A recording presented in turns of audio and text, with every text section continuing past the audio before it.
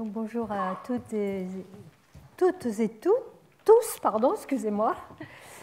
Et aujourd'hui, c'est le dernier cours, c'est mon dernier cours avant le workshop dont je vous parlerai à la fin. Et je vais vous parler de l'observation des terres émergées par les satellites imageurs dans le domaine de l'optique et du radar. Alors, vous vous souvenez peut-être, ceux qui étaient là, dans un cours précédent, j'avais assez brièvement introduit l'observation de la Terre par les satellites imageurs, ce qu'on appelle plus classiquement la télédétection spatiale. Et je vous avais montré cette diapositive qui liste les principales applications de la télédétection spatiale. On voit que c'est extrêmement varié.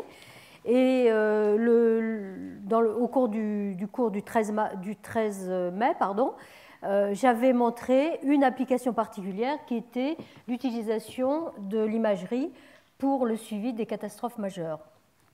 Aujourd'hui, je vais parler de trois autres applications: l'occupation des sols et leur évolution, le changement d'occupation des sols, donc, le suivi de la végétation terrestre et son impact, l'impact de la végétation dans le cycle du carbone anthropique, c'est-à-dire le rôle, la contribution de la végétation à l'augmentation des gaz à effet de serre, en particulier du CO2 dans l'atmosphère. Et pour finir, je parlerai d'une autre application à l'agriculture. Alors, il y a différents types d'images obtenues par ces satellites imageurs, suivant les applications qui nous intéressent. Il y a des images à très haute résolution, comme c'est schématisé ici. Ici, on a une image prise par le satellite Pléiade 1A, le satellite français, lancé par le CNES en 2012, dont la résolution au sol est de l'ordre de 50 cm. De l'ordre de 50 cm, donc très inférieur au mètre. Mais la contrepartie de la haute résolution au sol, c'est la dimension des prises de vue. Et dans le cas des satellites Pléiades, il y en a 2 aujourd'hui en orbite, eh bien c'est autour de 20 km. Alors j'ai un autre exemple ici d'image à haute résolution par de nouveau satellite Pléiades, 50 cm de résolution. C'est une image de champs irrigués au Texas, aux États-Unis. Pour d'autres applications, on préfère avoir des prises de vue très larges, plusieurs de l'ordre du millier de kilomètres ou plus, mais bien sûr, c'est au détriment de la résolution. Alors là, on a un exemple, c'est une image qui a été prise très récemment, comme vous le voyez, là, le 30 mai 2013, par un spectroradiomètre qui s'appelle MODIS, qui est à bord d'un satellite de la NASA, donc américain, qui s'appelle Aqua. La résolution au sol, c'est de l'ordre de 250 mètres, mais la dimension de ce qu'on appelle la fauchée ou la prise de vue, c'est de l'ordre de 2000 km. Et là, juste pour illustrer, qu'est-ce qu'on voit sur cette image? Eh bien, c'est un image de sable qui vient c'est un nuage de sable, pardon, excusez-moi, qui vient du Sahara et qui a affecté toute cette partie de la Méditerranée. Là, vous reconnaissez l'Italie, la Sicile, la Grèce, etc. Et un dernier exemple de type d'image que l'on peut vouloir acquérir, c'est des images avec des résolutions encore plus faibles, de l'ordre ici du kilomètre, mais des fauchées, pareil, des prises de vue de plusieurs milliers de kilomètres. Ici, c'est sur cette carte, vous voyez une image de la végétation en Europe.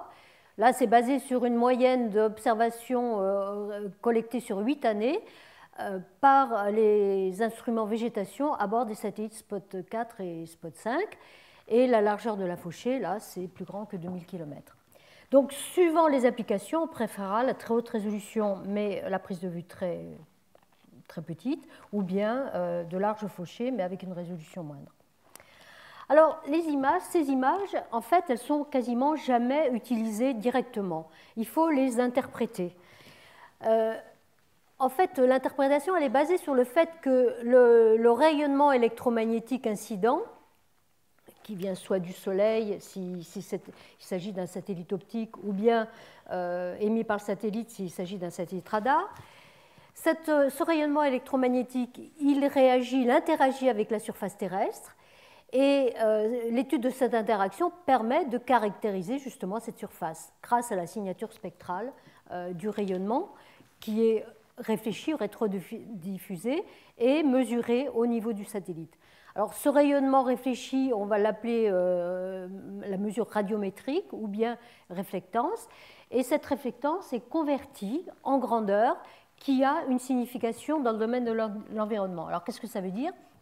Eh bien, on va vouloir en déduire une information, par exemple, sur la nature du sol, savoir si on a affaire à des sols nus avec des rochers, de l'eau, de la neige, s'il y a de la végétation, si la région est urbanisée.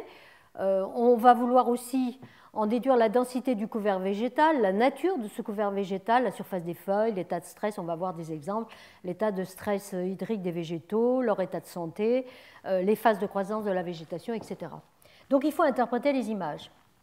Alors pour ça, on commence par regrouper les pixels de l'image ayant, les pixels adjacents on va dire, ayant la même réflectance. Ça c'est la première étape. Et puis après, on va attribuer à une valeur de réflectance donnée un type de sol, et cela se fait sur la base de données expérimentales qui auront été acquises au sol sur des sites de référence, qu'on appelle aussi nous des sites de calibration, dont on connaît à la fois la signature spectrale et la nature de la surface. Ayant cette information de référence, on peut alors réaliser une classification automatique des images par ordinateur et attribuer une valeur de réflectance à un type de sol. Alors, on peut utiliser la réflectance dans des bandes de fréquences, dans des domaines de fréquences différents, ou bien combiner les informations de la réflectance dans différentes bandes de fréquences. Il y a un indice qui est très souvent utilisé, en particulier si on s'intéresse au couvert végétal, c'est l'indice de végétation qu'on note classiquement par son sigle anglais, l'acronyme anglais NDVI pour Normalized Difference Vegetation Index. Et sa définition est donnée ici, c'est la différence normalisée de la réflectance dans le proche infrarouge et dans le rouge. Alors si la valeur, par exemple, la valeur de cet indice normalisé, puisque donc ne peut pas dépasser la valeur de 1, si la valeur est négative, eh bien, on aura affaire à des surfaces hautes qu'un couvert végétal, par exemple de l'eau ou de la neige. S'il est proche de 0, c'est plutôt du sol nu. Et si l'indice est positif et proche de 1, ça veut dire qu'on a présence de végétation. C'est juste pour montrer un petit peu plus ici. Si le NDVI est proche de 1, ça veut dire qu'on a affaire à une végétation à forte concentration en chlorophylle qui est plutôt dense et plutôt en bonne santé. Alors pourquoi? C'est illustré sur cette figure qui montre la réflectance de la végétation en fonction de la longueur d'onde. Donc ici on a le domaine visible, le bleu, la bande bleue, le vert, le rouge et le proche infrarouge. Le pigment des feuilles, c'est-à-dire la chlorophylle, absorbe beaucoup la lumière visible dans le rouge et dans le bleu, moins dans le vert, et c'est pour ça que la végétation nous apparaît verte, évidemment. Et la structure cellulaire des feuilles réfléchit très fortement la lumière dans le proche infrarouge. Donc c'est schématisé ici par cette courbe. Et si on fait la différence de réflectance entre le rouge et le proche infrarouge, eh bien, on va pouvoir caractériser la végétation. Si cet indice NDVI donc, est proche de 1, ici on a un exemple 0,72, eh bien, ça veut dire que la végétation a beaucoup de pigments, beaucoup de chlorophylle, contient beaucoup de chlorophylle, et on a plutôt affaire à une végétation en bonne santé. En revanche, si l'indice, le NDVI, est proche de 0, eh bien, c'est soit une végétation éparse, soit chétive, soit, je suppose que ça doit être l'état des feuilles en automne. On a un NDVI très petit. Donc la valeur de NDVI proche de 1 traduit la présence d'une végétation à forte concentration en chlorophylle et plutôt en bonne santé. Alors, il y a un autre indice qui est souvent utilisé aussi pour caractériser la végétation, c'est l'indice de stress hydrique. Alors, en effet, le manque d'eau va modifier la structure cellulaire des feuilles, donc la réflectance dans l'infrarouge, et on utilise souvent un indice qui s'appelle le NDWI pour Normalized Difference Wetness Index. Wetness, c'est l'humidité. C'est la différence normalisée de la réflectance entre le proche infrarouge et l'infrarouge moyen.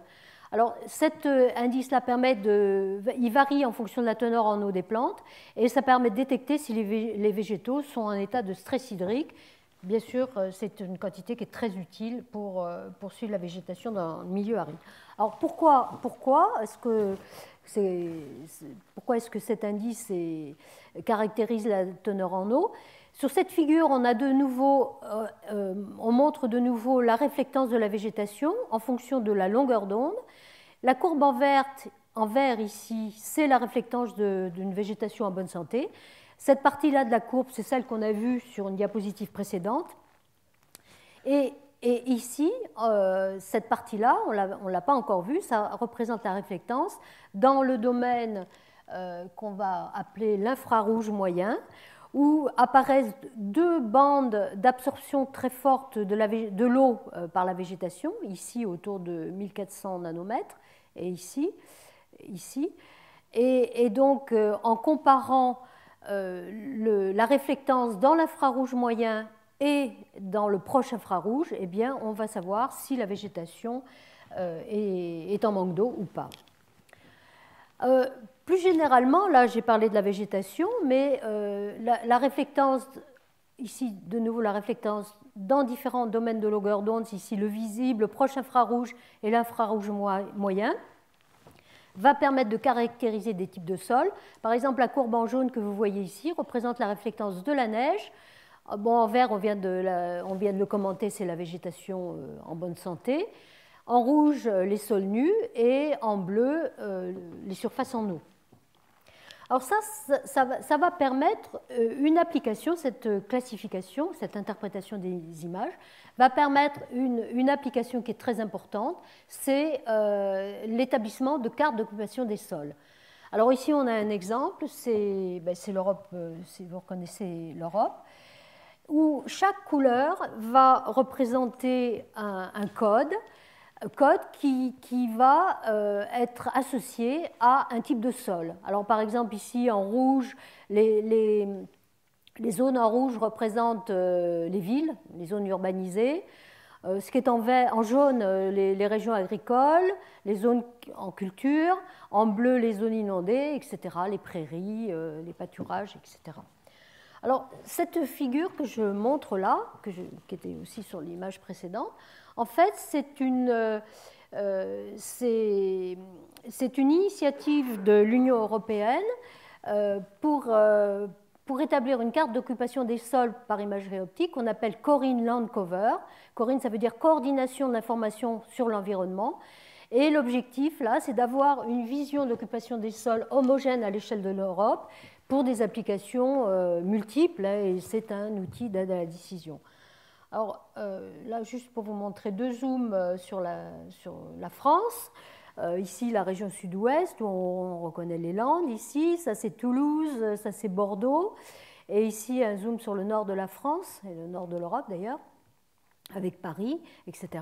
En France, juste pour information, l'espace est occupé à 60% par des terres agricoles, les espaces naturels 35%, et les sols artificiels, dont les zones urbanisées, de l'ordre de 5%. On peut faire ça à l'échelle d'une région, comme on vient de le voir, là c'était l'Europe, mais aussi globalement.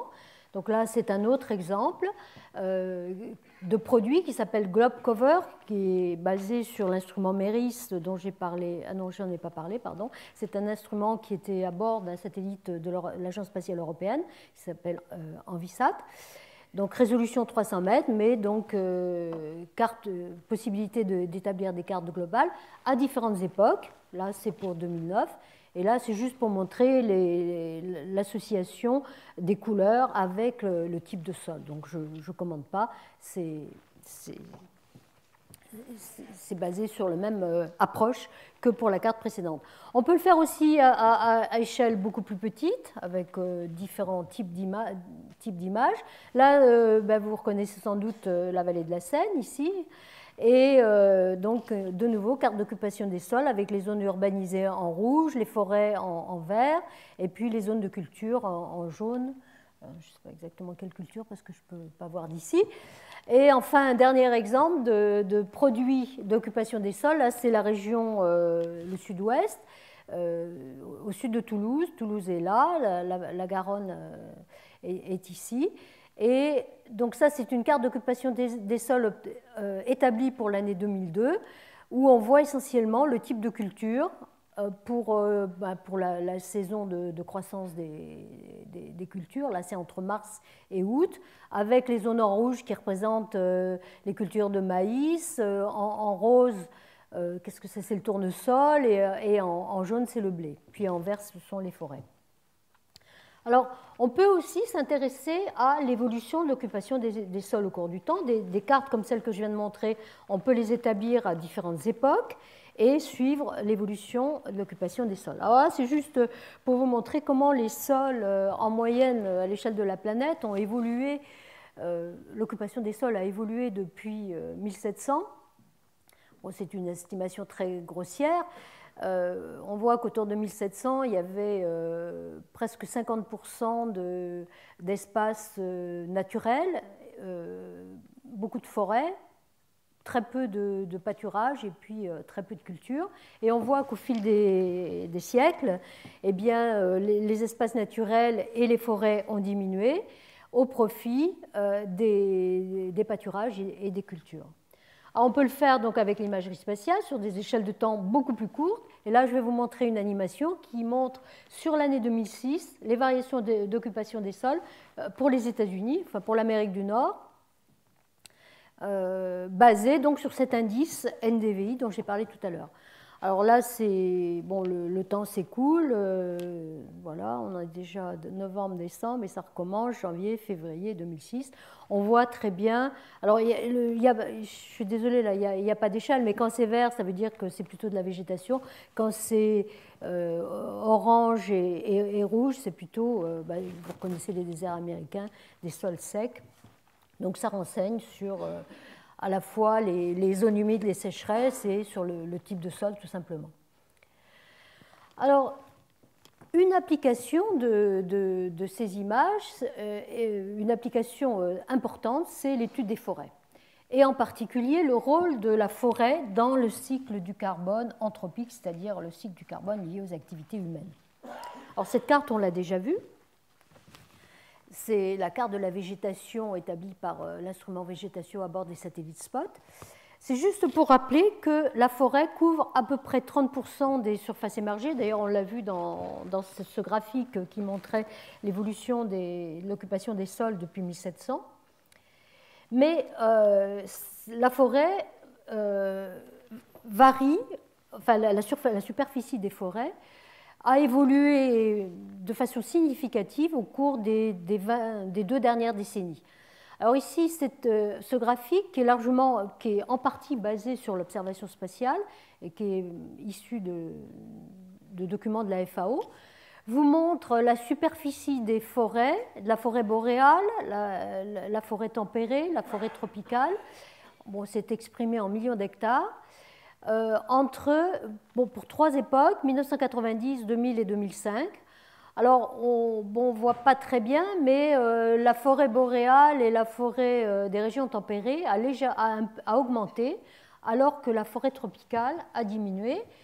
Et là, c'est une figure toujours issue des documents de la FAO qui montre la diminution de la superficie de la forêt tropicale entre 1980, pour des époques donc, qui vont de 1980 à 2005, en passant par 1990 et 2000. Pour différentes régions, donc ici on a l'Afrique, l'Asie et l'Amérique du Sud. On voit très bien cette diminution, en particulier, en fait partout, j'allais dire en particulier en Amérique du Sud, mais aussi en Afrique et en Asie. Alors des chiffres, la forêt tropicale, la superficie de la forêt tropicale a diminué de 9 millions d'hectares par an entre 1990 et 2000, et de plus de 13 millions d'hectares par an entre 2000 et 2005. Pendant ces mêmes périodes, eh bien, la forêt boréale a augmenté de près de 7 millions d'hectares entre 1990 et 2000 et d'un peu plus de 7 millions d'hectares par an entre 2000 et 2005. Mais comme vous pouvez le voir par les chiffres, le bilan net est négatif, c'est-à-dire que globalement la forêt régresse à l'échelle de la planète de près de 3 millions d'hectares par an entre 1990 et 2000, et vous voyez que ça a augmenté, plus de 6 millions d'hectares par an entre 2000 et 2005. Alors, cette réduction de la forêt tropicale est essentiellement liée à la déforestation. Et là, je vais vous montrer un certain nombre d'images satellites qui montrent la déforestation dans différentes régions de la planète. Là, c'est au Brésil. Et on va voir, donc vous allez voir une image par année, et les zones claires, eh bien, sont les zones déforestées. Les zones marron clair représentent donc les endroits où la forêt a été coupée. C'est basé sur des images de l'instrument MODIS sur le satellite américain Terra, et on va voir une image par année. Donc ça commence en 2000 ici, donc 2001, 2002, 2003, 2004, 2005, 2006, 2007, 2008, 2009, 2010, et vous voyez que la superficie de forêt, enfin de déforestation a clairement augmenté. Ça, c'est dans une autre région du Brésil. Là, c'est pour 3 périodes, 1973, 1986 et 2000. Donc on avait 1973, la forêt couvrait toute la zone, et puis en 1986 on commence à voir des zones déforestées, et en 2000 vous voyez la superficie de la déforestation. Alors je vais vous montrer un autre exemple ici, c'est au Vietnam. Là c'est basé sur des images radar d'un satellite japonais qui s'appelle ALOS. La zone là mesure 40 km sur 50 km, et quand c'est blanc, ça veut dire qu'il n'y a pas de forêt. Donc ici c'est pour l'année 2007, on voit 2008, 2010 l'extension de la déforestation. Mais il ne faudrait pas croire que cette déforestation elle affecte que les tropiques, c'est aussi vrai dans nos régions, et en particulier en France, avec des impacts sans doute peut-être moindres, mais je voudrais vous montrer cet exemple de la déforestation en Aquitaine et le suivi de coupes rases. Donc, je ne sais pas exactement de quelle zone en Aquitaine, là, mais vous allez voir au fil des années, avant 90 jusqu'en, je ne me rappelle plus, je crois que ça va jusqu'à 2004 ou 2006, l'extension des coupes rases. Donc, vous voyez ici pour les années 91, là on est à 94, 95, 96, 97. Là, c'est les effets de la tempête de 99, 2001, 2002, 2003 et 2004. Voilà. Donc, c'est un phénomène qui n'affecte pas que les tropiques. Le problème, l'impact de cette déforestation est très important pour le climat. Le fait de déforester, de couper la forêt, a 2 conséquences sur le climat de la planète. D'abord, c'est de modifier l'albédo terrestre, puisqu'on va transformer du couvert végétal dense en culture ou en sol nu. Donc ça va avoir un impact sur le bilan radiatif de la Terre, donc sur le climat. Et l'autre impact, c'est le déstockage de carbone, de dioxyde de carbone vers l'atmosphère. Quand, comme vous savez, la biomasse contient du carbone, si on coupe la forêt, eh bien, c'est l'équivalent d'une source de carbone vers l'atmosphère. Et donc, c'est ce que j'appelle le déstockage de dioxyde de carbone vers l'atmosphère. Et ça va contribuer au réchauffement climatique. Alors, ici, c'est juste pour illustrer ce déstockage de carbone. La forêt, les arbres donc, contiennent une certaine proportion de carbone, c'est la biomasse. Quand on coupe l'arbre, eh bien, ça fait un déstockage vers l'atmosphère qui va augmenter le carbone atmosphérique. Alors là, cet exemple, c'est juste pour montrer que c'est quelque chose qui se produit très rapidement. Cette figure représente l'évolution du stock de carbone. Là, c'est pour une forêt tempérée après une coupe rase, en fonction du temps. Après une coupe rase, le carbone dans le sol et dans la biomasse diminue brutalement, bien sûr. Et si on ne fait rien, eh bien, la forêt va se reconstituer en plusieurs décennies.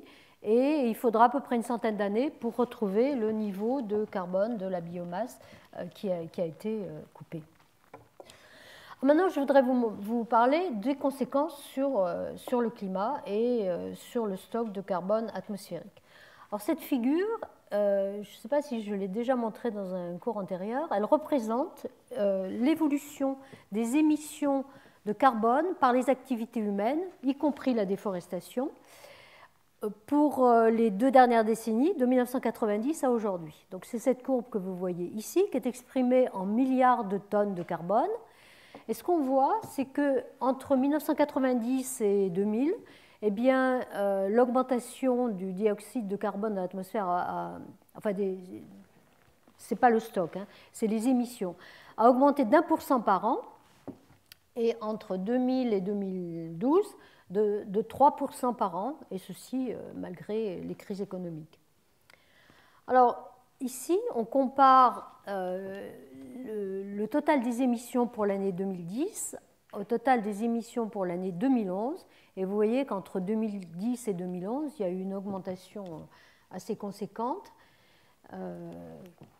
qui est représentée par cette différence ici. Et c'est principalement la Chine qui est responsable de cette augmentation.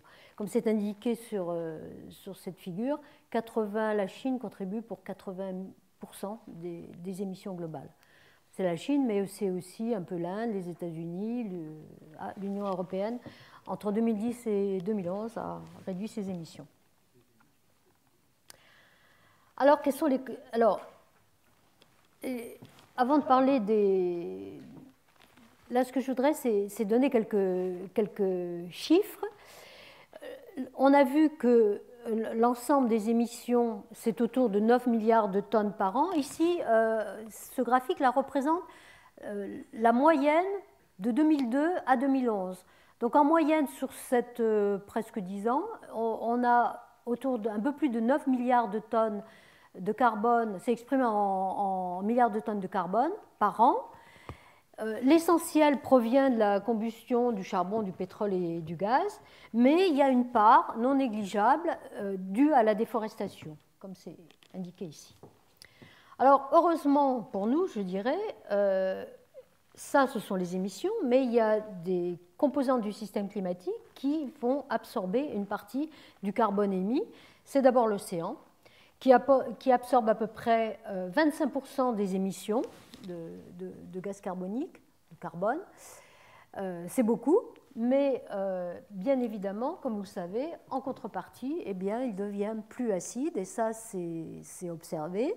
Ici, donc le pH de l'océan diminue. Ici, la courbe est basée sur des observations depuis 1980. On voit très bien cette tendance à la diminution avec peut-être des impacts sur les écosystèmes marins. Alors, l'océan, c'est un puits de carbone, mais il y a aussi la végétation. On a vu que la végétation boréale était en extension. La végétation, elle agit à la fois comme source et puits.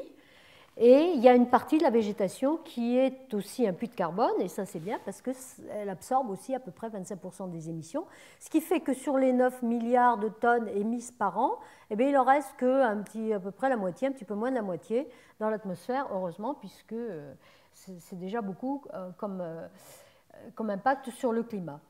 Alors ici, on a représenté, alors cette fois-ci en termes de stock, donc la concentration en dioxyde de carbone dans l'atmosphère. En 2011, je n'ai pas le chiffre pour 2012, mais ça doit être un petit peu plus supérieur à ça, à cette valeur. Cette concentration a atteint 390 parties par million en volume. Donc c'est la valeur ici, de cette courbe rouge. Et c'est intéressant de comparer le niveau de concentration du CO2 dans l'atmosphère aujourd'hui au niveau des derniers 800 000 ans. C'est la courbe bleue que vous voyez ici, avec des fluctuations en fonction des périodes glaciaires interglaciaires.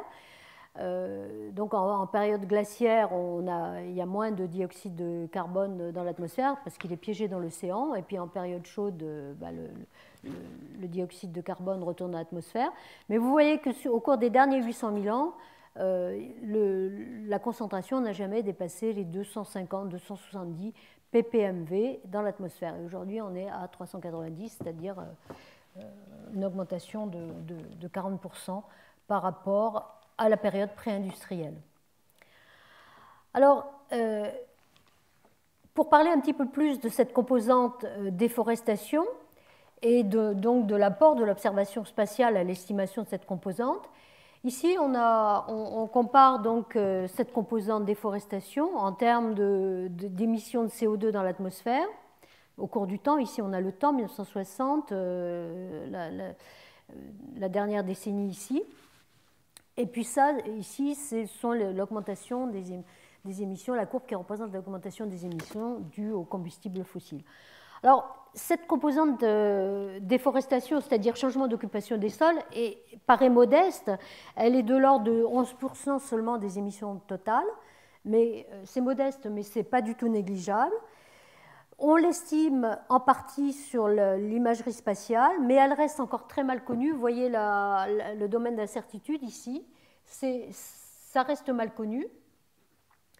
On arrive à le localiser par les images, on arrive à localiser les zones déforestées, comme on l'a vu, mais pour vraiment estimer la contribution à la concentration en CO2 dans l'atmosphère, il faudrait connaître très bien la biomasse, la perte de biomasse associée, et ça reste extrêmement difficile. Et du coup, les estimations au cours du temps de cette composante, comme vous pouvez regarder ici juste pour les dernières années, le temps est ici, vous voyez, c'est extrêmement incertain. Ici, on a plusieurs estimations basées sur différents auteurs avec une incertitude qui est très très grande. Alors, bon, ça c'est un premier problème. Deuxième problème, c'est le puits de végétation.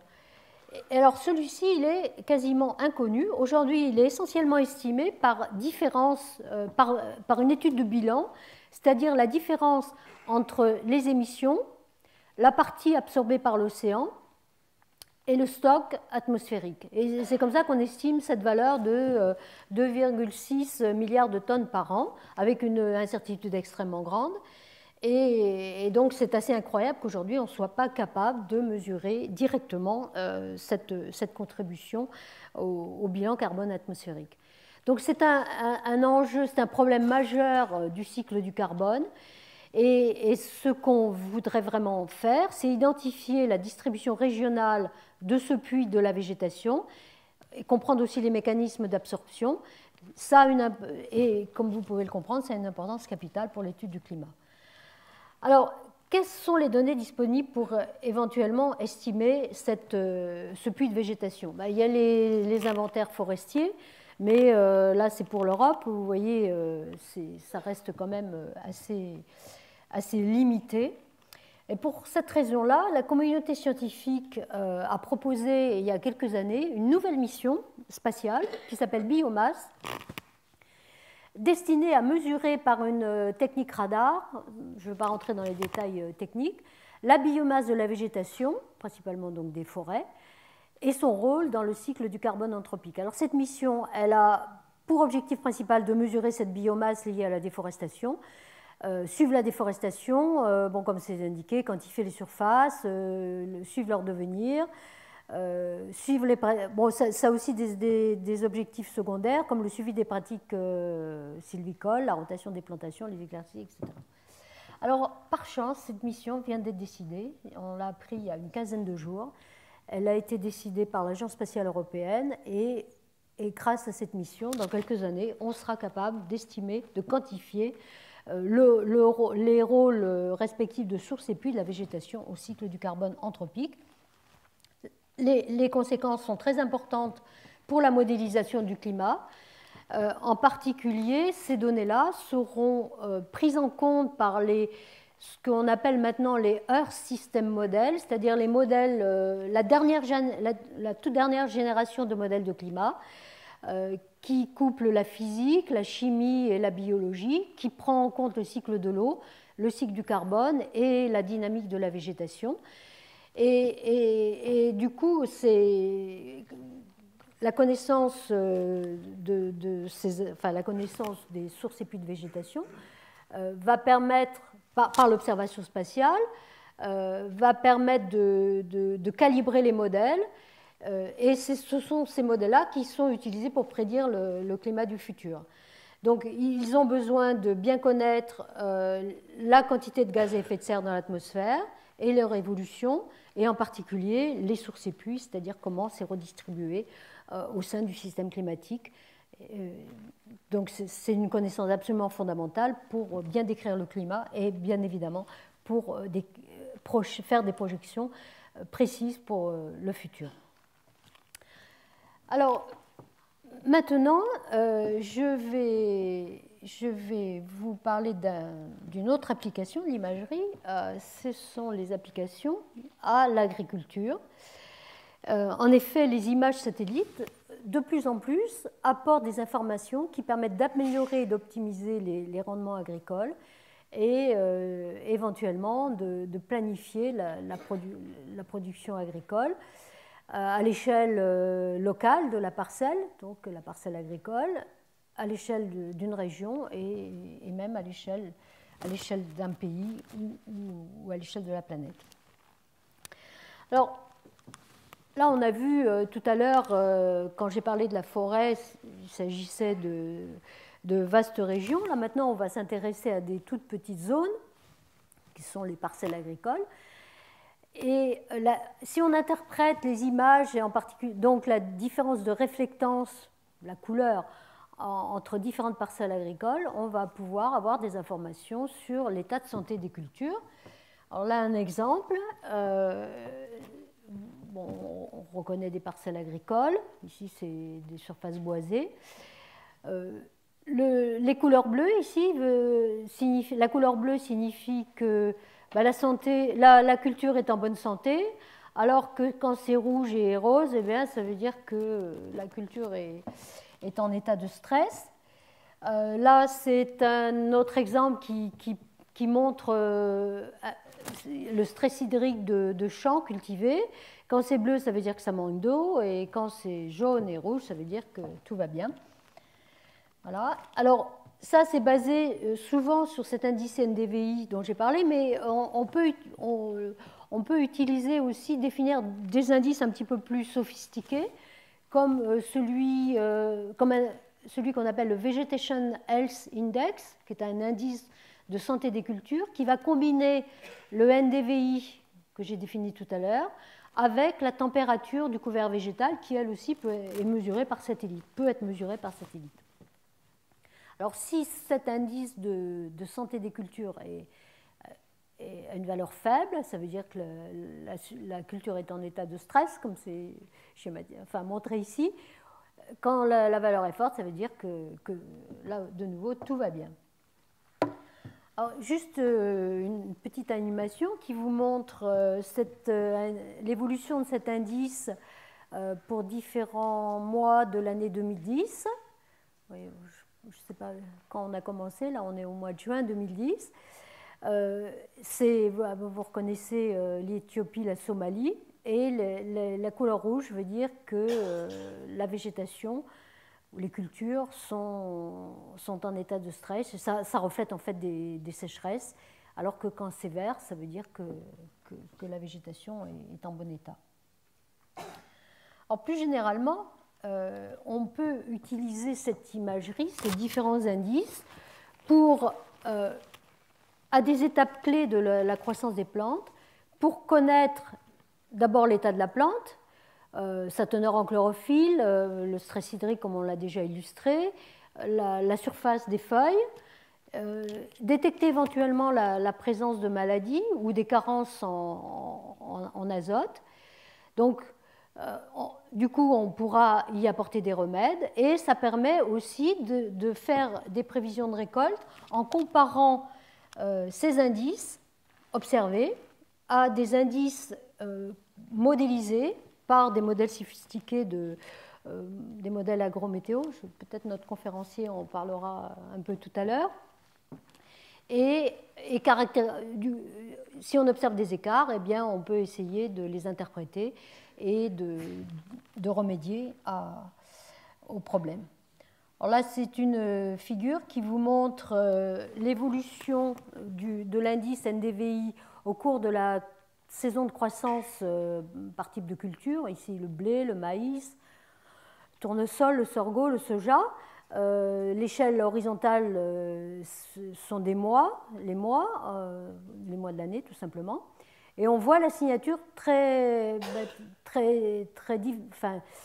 spéciale suivant le type de culture. Donc, en comparant une signature de référence établie à partir d'une modélisation ou de données expérimentales in situ avec ce qu'on observe par satellite, eh bien, on pourra éventuellement apporter des remèdes.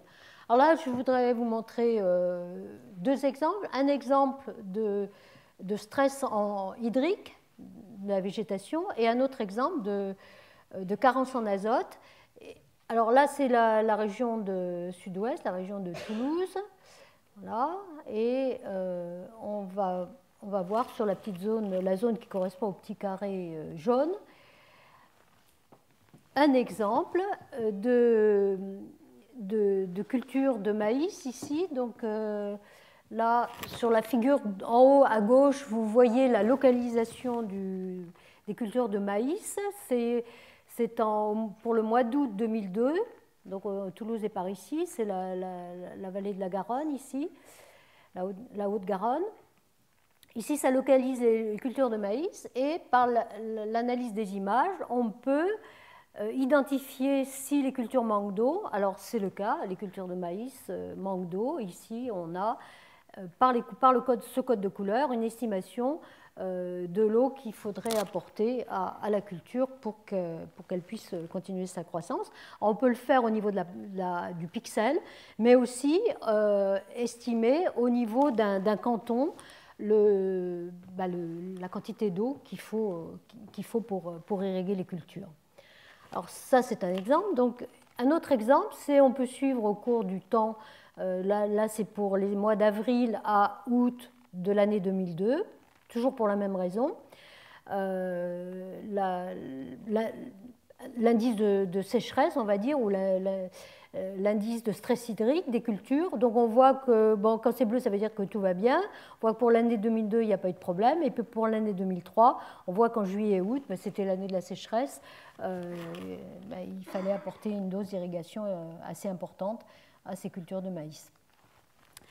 Alors, ces mêmes images, on peut aussi les interpréter en termes d'anomalies de croissance ou de maladies. Voilà, voir si une altération des cultures par la présence de parasites ou bien si il y a une altération à cause d'une carence en azote. Donc ça, c'est fait maintenant assez en routine. Et là, je vous montre un exemple de parcelle agricole dans le bassin de la Seine et on va s'intéresser plus particulièrement à ces parcelles ici en haut à gauche, dont on voit un zoom là sur cette figure.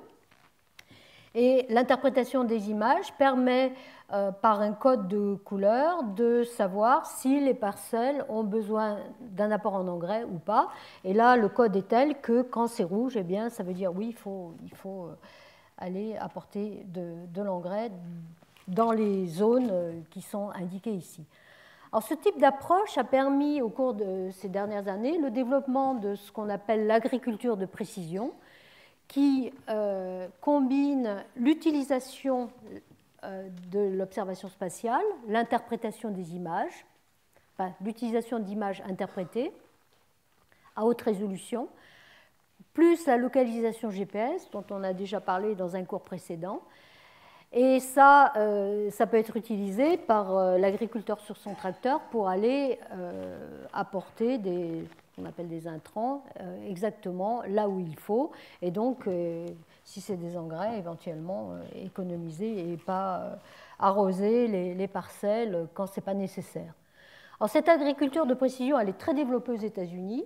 Elle commence à être développée en France. Et il y a un service qui a été développé ces dernières années par l'industriel Astrium avec d'autres partenaires. Ce service s'appelle FarmStar et il permet à des agriculteurs qui se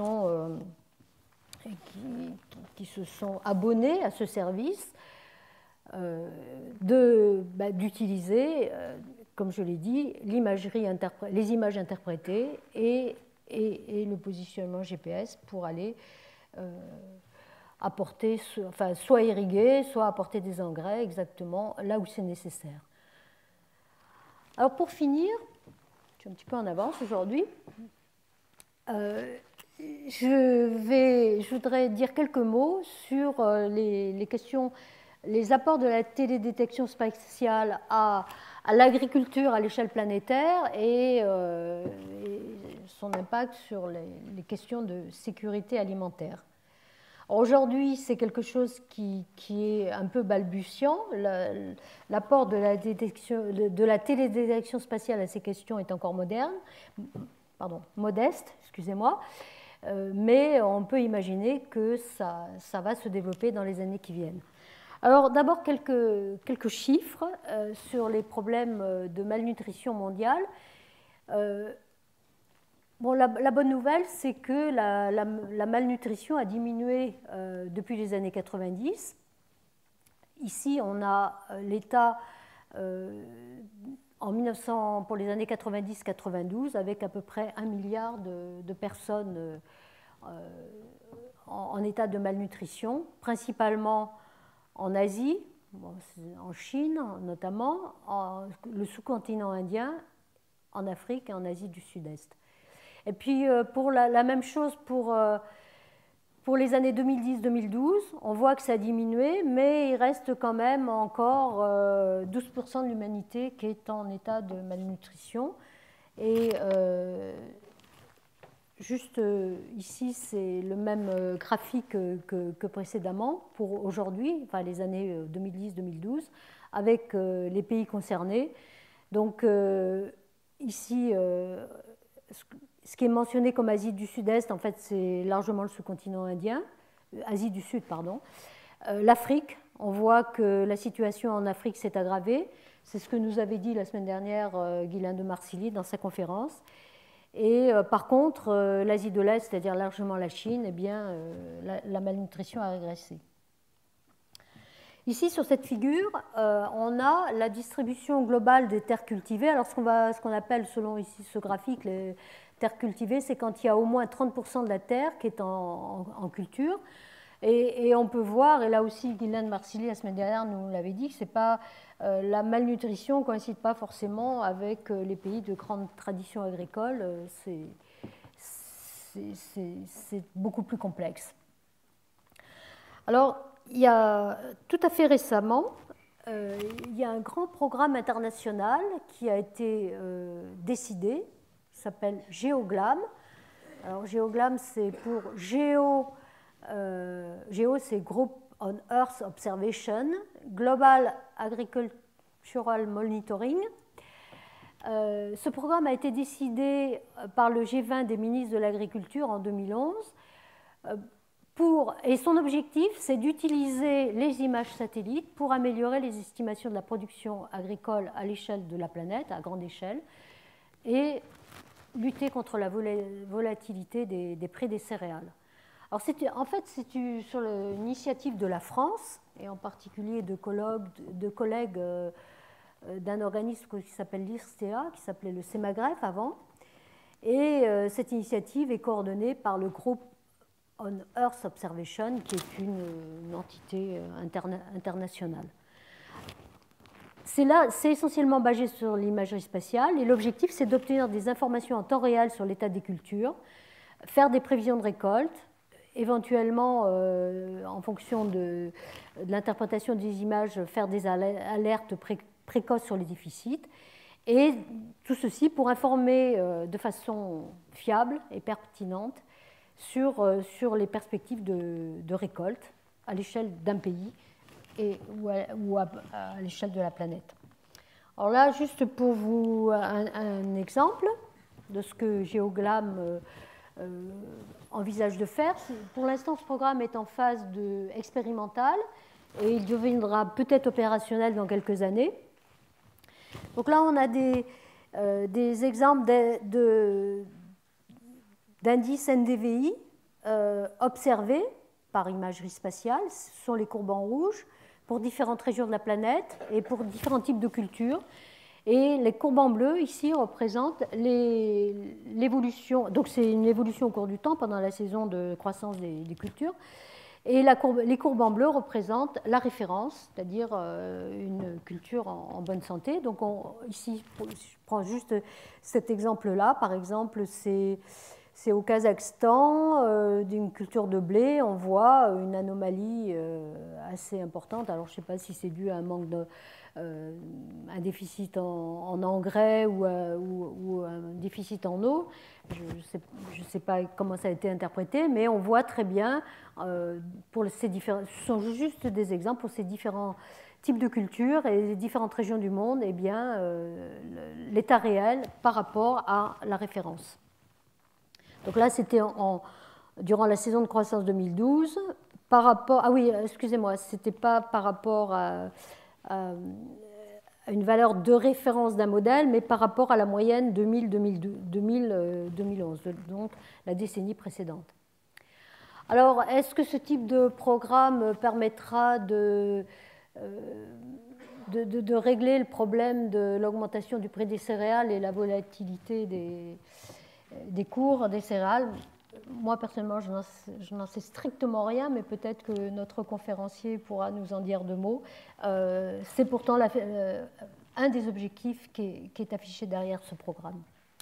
Voilà, et je vais terminer par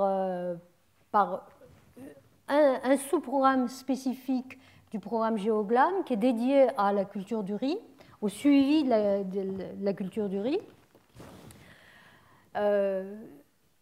Le riz, comme vous le savez, c'est la nourriture de la moitié de l'humanité, de 90% des pays d'Asie. Ici, ce graphique vous montre l'évolution depuis 1960. Là, bon, aujourd'hui, on est ici, il y a des projections. L'évolution de la population mondiale et la production de riz. Donc ici, c'est l'observation. On voit qu'on ne produit pas assez par rapport à la population, parce que tout le monde mange du riz. Donc il y a un sous-programme de ce grand projet Géoglam qui s'appelle Asia Rice et qui est vraiment dédié au suivi de la culture du riz. Et ça, c'est très important pour un certain nombre, pour tous les pays producteurs de riz qui cultivent le riz, comme par exemple le Vietnam, le nord de la Chine, le bassin du Gange, et en particulier pour optimiser les récoltes, puisque dans certains pays, comme c'est indiqué ici, on peut avoir jusqu'à 3 récoltes de riz par an.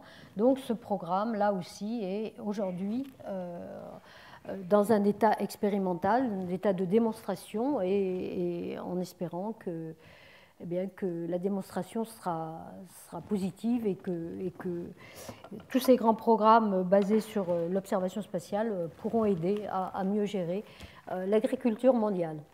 Alors pour une fois, je suis en avance. Donc je vais vous introduire dans un instant notre conférencier d'aujourd'hui, qui est Bernard Seguin, et qui va vous parler de l'impact du changement climatique sur l'agriculture. Et je mentionnais ici l'ouvrage grand public qu'il a écrit récemment et qui a été publié, je ne sais pas quand, en 2011, je crois, sur Coup de chaud sur l'agriculture. Mais avant de lui passer la parole, voilà, merci de votre attention, je voudrais vous rappeler, puisque c'est mon dernier cours, que la semaine prochaine, j'organise avec l'aide du Collège de France un colloque international, un workshop international, sur le thème changement climatique et niveau de la mer et sous-titre vulnérabilité côtière et enjeux sociétaux. Bon, vous l'avez vu sans doute affiché à l'extérieur. L'objectif de ce colloque, ça va être surtout de présenter des projections du niveau de la mer pour les prochaines décennies, pour le XXIe siècle,